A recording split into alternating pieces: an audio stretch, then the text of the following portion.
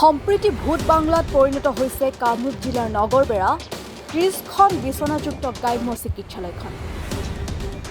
বৃহত্তৰ অঞ্চলটোৰ লক্ষাধিক লোকৰ চিকিৎসা সেৱাৰ বাবে নগৰবেৰা গ্ৰাম্য চিকিৎসালয়খনৰ মূল ভৱনৰ লগতে আৱাসগৃহসমূহ নিৰ্মাণ কৰা হয় যদিও আজিলৈকে চিকিৎসালয়খন মুকলি কৰা নহল। স্থানীয় লোকৰ মতে প্ৰায় ৩০ বছৰ ধৰি পৰিত্যক্ত অৱস্থাত আছে চিকিৎসালয়খন। হাবি জংঘলে আৱৰি ধৰিছে চিকিৎসালয় গৃহখন। জহি খহি উৱলি গৈছে চিকিৎসালয়খনৰ প্ৰতিটো গৃহ। নগৰবেৰা ৩০খন বিচনাযুক্ত গ্ৰাম্য চিকিৎসালয়খন ভূত বাংলাত পৰিণত হৈছে। চিকিৎসাৰ সেৱাৰ ক্ষেত্ৰত চৰকাৰে নিত্য নতুন আঁচনি গ্ৰহণ কৰাৰ লগতে গাঁৱে ভূঞে চিকিৎসালয় স্থাপন কৰাৰ সময়ত নগৰবেৰা গ্ৰাম্য চিকিৎসালয়খন ৩০ বছৰ পাছতো মুকলি কৰা নহল।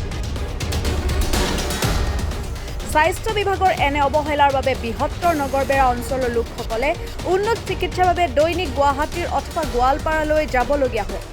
শীঘ্ৰে চিকিৎসালয়খন মুকলি কৰি বিশেষজ্ঞ চিকিৎসক নিযুক্তি দিবলৈ ৰাজ্যৰ মুখ্যমন্ত্ৰী ডক্টৰ হিমন্ত বিশ্ব শৰ্মাক দাবী জনাইছে অঞ্চলবাসীয়ে।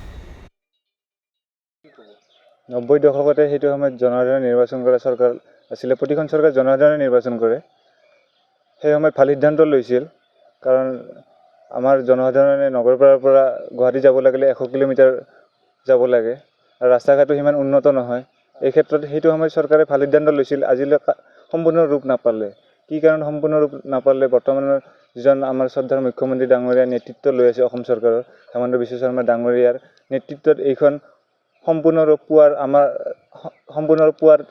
আমাৰ জনসাধাৰণে সম্পূৰ্ণভাৱে আশা পুহি ৰাখিছে মনত, আৰু তেওঁৰ কাৰ্যকালতে এইখন সম্পূৰ্ণ ৰূপ পাই মুকলি হৈ ওলাব বুলি আমাৰ জনসাধাৰণে বিশেষভাৱে মনত আশা পুহি ৰাখিছে।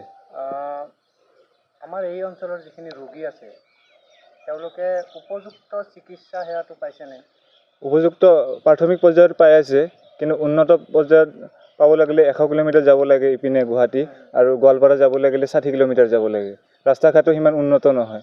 এই ক্ষেত্ৰত চৰকাৰে আমাৰ জনসাধাৰণক, নগৰবেৰা অঞ্চলৰ জনসাধাৰণক, লগতে ওচৰ চুবুৰীয়া ৰাজ্য যিখিনি আমাৰ জিলা আছে সেই জিলাৰ জনসাধাৰণক আমাৰ এইখন চৰকাৰে সম্পূৰ্ণভাৱে সহায় সহযোগ আগবঢ়াই যাব বুলি আমাৰ জনসাধাৰণে বিশেষ মনত আশা পুহি ৰাখি আছে। চিকিৎসালয়খন যদি মুকলি কৰা হয় তেতিয়াহ'লে ৰাইজৰ উপকাৰ হ'ব।